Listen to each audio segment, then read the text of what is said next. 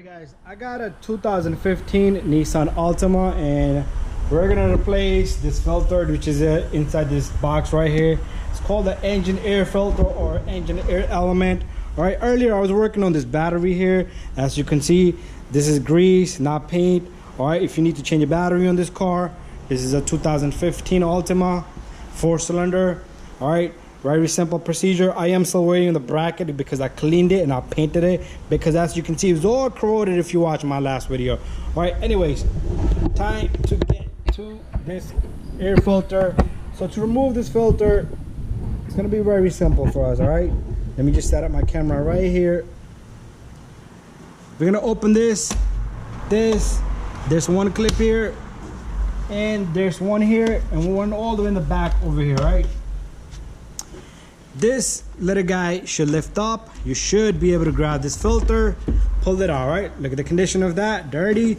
If you have a bunch of leaves and dirt and debris in there, this is clean, super clean. All right, so I don't need to do anything. So if you have dirt and debris, vacuum it. All right guys, but anyways, I got my new filter here and I am going to be showing you guys the part number on this. So here it is. All right, there's the part number. It's P Apple 100003. If you bind the wicks, it's 49073. All right, but anyways, inside you're gonna have filter. All right, you're gonna take this the same way. All right, it's gonna go in that direction. Very simple. After that, you're gonna take this clip, and take that clip. Make sure they're all in. All right, make sure the edges are lined. All right, so you do not have any vacuum leak.